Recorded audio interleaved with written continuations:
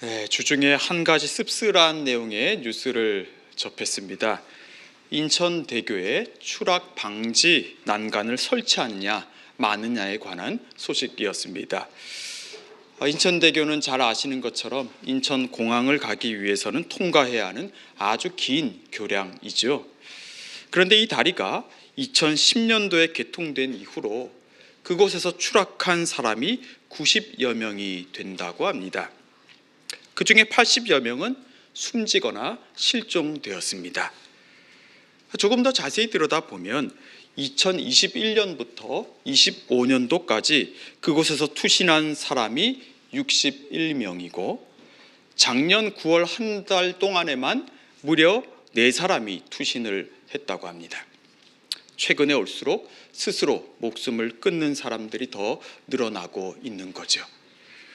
사정이 이렇다 보니까 지자체에서는 교량 갓길에 드럼통을 놓아두었다고 합니다.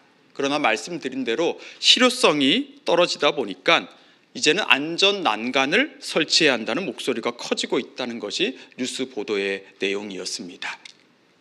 그런데 이 뉴스를 보면서 제 마음에 걸리는 게 하나가 있었습니다.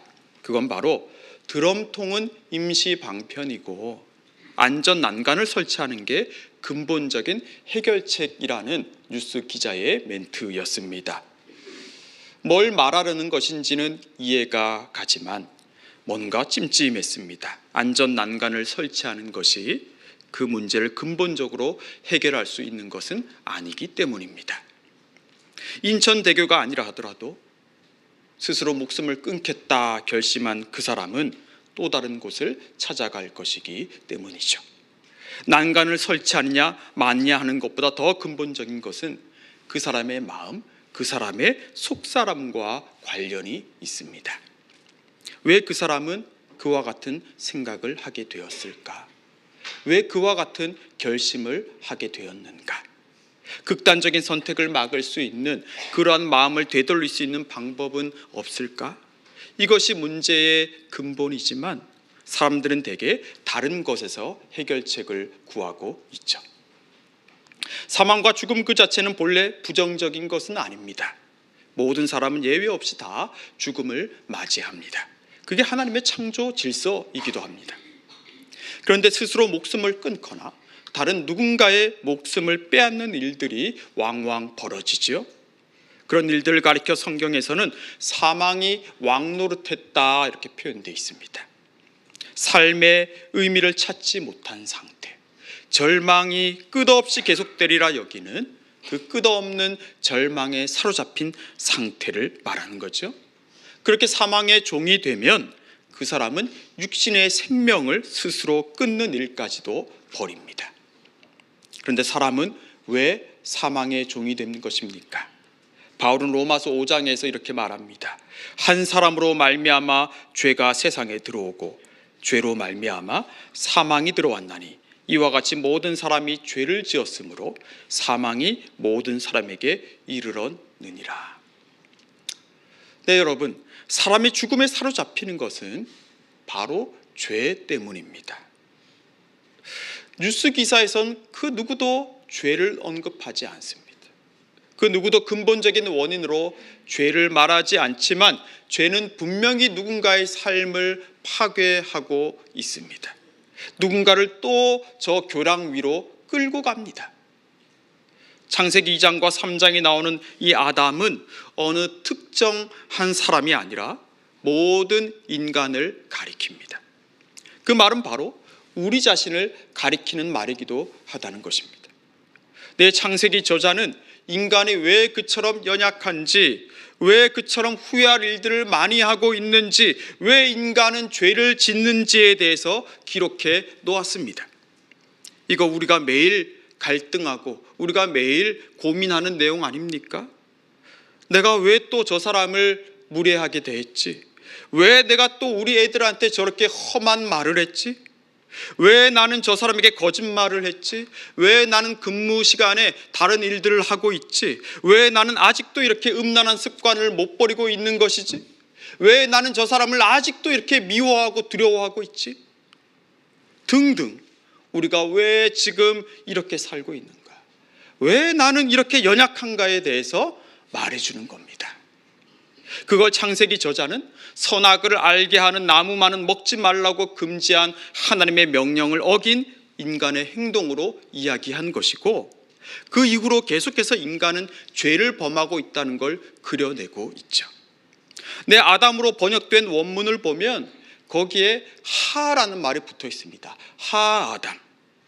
이 정관사 하가 붙어 있다는 말은 아담은 어느 특정 인물의 이름이 아니라는 거예요. 고유명사가 아닙니다. 아담이란 단어 자체가 사람이란 뜻을 가지고 있습니다. 사람.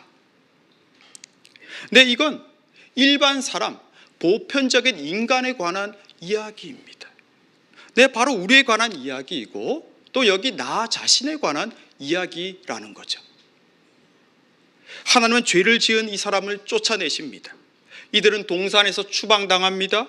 이 사람이 선악을 아는 일에 우리 중 하나같이 되었으니 그가 손을 들어 생명나무 열매도 따먹고 영생할까 하노라. 하나님은 사람들이 하나님과의 이 어그러진 관계 속에서 영원히 사는 걸 막으십니다. 그건 이들에게도 좋은 일이 아니기 때문입니다. 선악을 알지만 아는 대로 살 능력이 없는 그들에게 그러한 영원한 삶은 형벌과도 같기 때문이죠. 그래서 하나님은 에덴 동산 동쪽에 그룹들, 천사들과 두루 도는 칼을 두어서 생명나무의 길을 지키게 하십니다. 영원한 생명으로 가는 그 길이 이제는 막혀버렸습니다. 동산에 들어갈 수가 없습니다. 억지로 들어가다가는 두루 도는 불칼에 목이 달아날 것입니다. 이제 아담은 동산으로부터, 하나님으로부터 떨어져 나옵니다. 이제 그는 선악을 아는 지식을 의지해서만 살아갈 수 있습니다. 그들은 감히 하나님 앞에 나아갈 수가 없게 되었습니다. 여러분, 이것이 바로 오늘 현대인들의 자화상이고 예수 그리스도를 믿기 전에 우리 자신의 모습 아니겠습니까? 무엇이 선인지, 무엇이 악인지는 알고 있어요. 그러나 선과 악을 분별하고 그대로 행할 수는 없습니다. 우리는 실패합니다. 계속해서 넘어집니다. 율법을 알아도 율법을 행할 수가 없습니다. 도리어 율법을 통해 나의 한계만을 발견할 뿐입니다. 나의 죄만 드러날 뿐이죠. 그럴 때 우리에게 예수님이 광야에서 만나셨던 그 시험하는 자가 우리 앞에 또 나타납니다. 그리고 이렇게 말하죠. 내가 너를 그 죄책감에서 해방시켜 주겠다. 너를 괴롭게 만드는 하나님으로부터 너는 떠나라고 합니다. 아니면 반대로 이렇게 우리에게 협박합니다. 네가 지은 죄가 있는데 하나님이 너를 어떻게 보겠느냐. 그 거룩하신 분이, 그 의로우신 분이 불의하고 불결한 너를 과연 용납할 수는 있겠느냐고 협박하며 우리를 수치스럽게 만듭니다. 사탄의 그 유혹과 협박 앞에서 우린 아무 말도 할 수가 없어요. 그가 하는 말이 하나도 틀린 말이 없기 때문입니다. 나에 대해 너무나 잘 알고 있죠. 내가 숨기고 있는 그 비밀스러운 허물들, 내 치명적인 약점을 시험하는 자는 너무도 잘 알고 정확하게 꿰뚫어 보고 있습니다. 그래서 우리는 그 사탄의 시험 앞에서 그저 고개를 푹 숙이고 시험하는 자의 종이 되어버릴 때도 있습니다. 나는 분명 하나님의 말씀을 거역한 아담이기 때문입니다. 나는 하나님을 경외하지도 않고 하나님을 속인 아담이기 때문이죠. 그러나 여러분, 우리가 여기서 반드시 기억해야 할 게 있습니다. 그건 바로 그런 우리를 위해서 둘째 아담이 오셨다는 것입니다.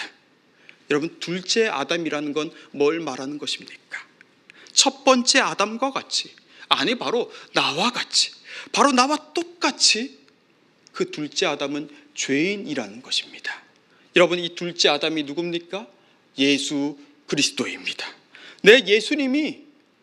예수님이 아담이 되셨습니다. 그 죄 없으신 분이 죄인이 되셨습니다. 본체 하나님이신 분이 육체를 입고 사람이 되셨습니다.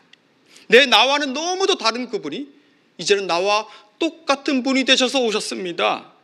그리고 내가 당해야 할 그 죄의 대가를 그분이 치르셨습니다. 내가 올라가야 할 그 나무 위에 그분이 오르셨고, 내가 받아야 할 저주를 그분이 받으셨습니다. 내가 추방당해야 할 그 에덴 동산에서 그분이 쫓겨나셨습니다. 왜 그렇습니까? 생명나무의 길을 열어주시려고, 우리에게 막혀진 그 길을 열어주시려고, 우리가 다시 생명나무의 열매를 향해 손을 뻗을 수 있도록 말입니다. 다시 에덴 동산에 계신 아버지 하나님 앞으로 우리가 나아갈 수 있게 하시려고 말입니다. 그래서 그분은 그 저주스러운 나무 위로 올라가셨습니다. 그리고 그분은 거기서 두루 도는 불칼을 우리 대신 맞으신 거예요. 그런데 여러분, 우리가 여기서 기억해야 할 게 또 하나 있습니다. 예수님이 십자가에 그처럼 매달려 죽으신 것은 결코 쉬운 일이 아니었다는 겁니다. 그건 아들 예수에게도 아주 고통스러운 일이었습니다. 사랑의 하나님, 하나님의 구원, 하나님의 은혜, 늘 우리는 말하죠. 늘 우리는 노래하죠. 그러나 우리는 그 구원을 이루기 위해, 그 사랑을 나타내시고 확증하시기 위해 예수님께서, 아들 예수께서, 아버지 하나님께서 당하신 그 고통을 우리는 잊어서 안 됩니다. 그분의 의로우신, 그분의 거룩하심은 결코 우리의 죄와 같이 갈 수가 없기 때문입니다.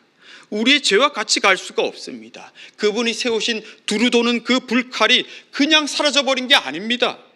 우리가 가지고 있는 죄악, 우리의 그 어둠의 10년을 하나님은 그냥 용납하시지 않습니다. 그냥 없던 일로 해버리신 게 아니에요. 그래서 아들 예수가 속죄 제물이 되셔야만 했던 겁니다.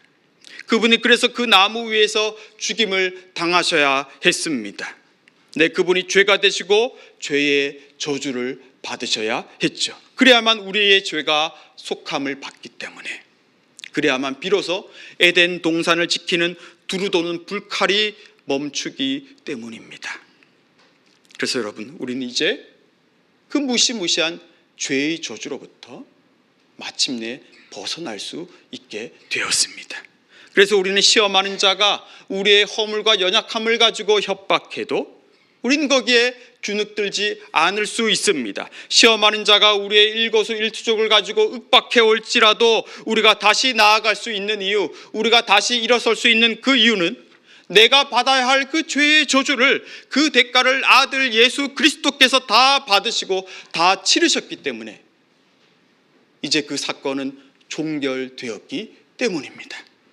사랑하는 성도 여러분, 휘장은 찢어졌습니다. 두루도는 불칼을 그분이 멈추셨습니다. 그분이 우리 대신 그 칼에 맞으셨습니다. 그분이 저주받은 나무 위에 올라가심으로 이제 우리가 생명나무 가까이 갈 수 있게 되었습니다. 그게 바로 저와 여러분입니다. 아들 예수를 내어주기까지 그 모든 것을 다 쏟아내어 주신 하나님의 사랑이 여기 지금 여전히 부족한 우리 한 사람 한 사람의 삶에 함께 하고 있는 것이죠. 그래서 바울은 이렇게 선포하지 않았습니까? 누가 능히 하나님께서 택하신 자들을 고발하리요? 의롭다 하신 이는 하나님이시니 누가 정죄하리요? 죽으실 뿐 아니라 다시 살아나신 이는 그리스도 예수시니 그는 하나님 우편에 계신 자요 우리를 위하여 간구하시는 자시니라. 누가 우리를 그리스도의 사랑에서 끊으리요? 환난이나 곤고나 박해나 기근이나 적신이나 위험이나 칼이랴. 바울은 선포하죠. 누가 고발하리요? 누가 정죄하리요? 누가 그리스도의 사랑에서 우리를 끊으리요? 환난이나 곤고나 박해나 기근이나 적신이나 위험이나 칼이랴. 네, 하나님께서 세워두신 두루 도는 그 칼까지도 예수 그리스도께서 힘을 못 쓰게 하셨습니다. 그 칼 앞에서 두려워 떨 수밖에 없는 우리를 위해서 그분이 대신 그 칼을 받으심으로 그분은 그 누구도 우리를 정죄할 수도 고발할 수도 우리를 그리스도의 그 사랑에서 끊을 수 없게 만드셨습니다. 우리는 이 하나님의 선언을, 이 하나님께서 의롭다 하신 이 선언을, 이 그리스도 예수께서 행하신 이 일을 기억하고 붙들어야만 합니다. 그래야만 우리는 시험하는 자의 시험과 유혹을 이겨낼 수 있습니다. 여러분, 우리는 그 시험과 유혹 앞에서 그저 무력한 사람들이 아닙니다. 왜 그렇습니까? 시험을 이기신 분께서 지금 우리 안에 함께하고 계시기 때문입니다. 시험하는 자는 분명히 말할 거예요. 너는 흙일 뿐이지 않느냐. 너는 그저 흙으로 돌아갈 운명이지 않느냐. 네가 과연 하나님의 아들이 맞느냐라고 할 겁니다. 여러분, 그러나 그때 우리는 이렇게 선포할 수 있어야 합니다. 그처럼 나와 같은 육체로, 나와 같은 티끌로, 나와 같은 흙으로 오신 아들 예수께서 이제 나에게 생명나무의 길을 열어주셨다고 말입니다. 그래서 이제는 그분의 이름으로 내가 영원한 생명을 누릴 수 있게 되었다고 우리는 선포할 수 있어야 합니다. 네, 주님께서 우리와 같이 시험 당하신 것은 시험 당하는 우리를 도우시기 위해서입니다. 시험 당하셨으나 죄가 없으신 분께서 죄인이 되신 것은 우리가 시험에서 오늘 이길 수 있게 하기 위함입니다. 우린 그분 안에 있을 때 그분의 이름으로 마침내 시험을 이겨낼 수가 있습니다. 그분의 이름으로, 그분 안에서 우리는 그분의 승리를 이제 우리의 승리로 삼을 수가 있습니다. 사랑하는 성도 여러분, 첫 아담은 가죽 옷을 입었지만 이제 우리는 그리스도로 옷을 입었다는 것을 기억하십시오. 그분은 벌거벗음을 당하시고 홍포를 입는 대신 그분이 입고 있던 옷을 벗으시고 그 옷을 우리에게 입혀주셨습니다. 이제 우리는 그 옷을 입고 생명나무의 길을 향해 나아가야 합니다. 비록 지금 우리가 거하는 이곳에서 우린 또 자빠지고 넘어질 수도 있겠지만, 또 여전히 우리가 가지고 있는 연약한 부분들이 있지만, 여러분, 그보다 크고 강하신 하나님의 은혜가 있다는 걸 기억하시기를 바랍니다. 그 은혜가 우리를 다시 일으켜 세울 것입니다. 그 은혜가 다시 하나님 가까이로, 그 풍성한 열매를 맺는 생명나무 가까이로 우리를 인도해 갈 것입니다. 그곳은 이후에 요한이 고백한 것처럼 생명나무가 있고 생명의 열매들이 맺혀지고 있고 다시는 저주가 없고 하나님과 그 어린 양의 보좌가 있는 곳입니다. 우리는 거기서 그분의 얼굴을 마침내 배울 것입니다. 다시는 밤이 없는 그곳, 햇빛도 등불도 쓸 데가 없을 정도로 하나님의 빛으로, 그분의 광채로 가득한 그곳에서 우리는 그분과 함께 세세토록 왕노릇 할 것입니다. 생명나무의 길을 열어주신 주님께서, 휘장을 여신 주님께서, 우리와 같이 시험 당하신 그분께서, 그리고 우리가 추방당해야 할 그 에덴 동산에서 쫓겨나신 그분께서, 그리고 마침내 부활하셔서 사망과 죽음의 권세를 이기신 그분께서 여기 오늘 우리의 삶의 여정에 동행하시며 우리의 믿음을 도우실 것입니다. 여러분, 이 하나님의 은혜를 붙드시고 기억하시고 신뢰하시며 마침내 승리하시는 저와 여러분 되시기를 주님의 이름으로 축복합니다. 기도하겠습니다. 하나님, 우리는 하나님 앞에 나아갈 수도 없고 또 나아가고자 하는 마음도 없는 죄인입니다. 그러나 그런 우리에게 생명나무를 주시기 위해서, 우리에게 영원한 생명을 주시기 위해 주님은 아들 예수를 보내주셨습니다. 그분이 죄인이 되게 하시고 우리를 주님의 자녀가 되게 하셨습니다. 그래서 오늘 우리의 삶이 절망의 골짜기가 아니라 에덴 동산으로 향하는 믿음의 여정임을 다시 깨닫습니다. 우리를 시험하고 협박하는 세력 앞에서 이미 그 세력들을 이기신 그리스도 예수의 이름을 선포하게 하시며 이제 우리를 향한 칼을 거두시고 영원한 생명을 주신 하나님을 신뢰하며 담대히 주님 앞으로 나아가게 해주십시오. 그리하여 너무도 감당하기 어려운 삶의 문제들 앞에서도 우리가 하나님의 자녀가 되었다는 그 복음이 실제로 하나님의 지혜와 하나님의 능력이 된다는 걸 보게 하시고 누리게 하시고 삶으로 전하게 하여 주십시오. 예수님 이름으로 기도합니다. 아멘.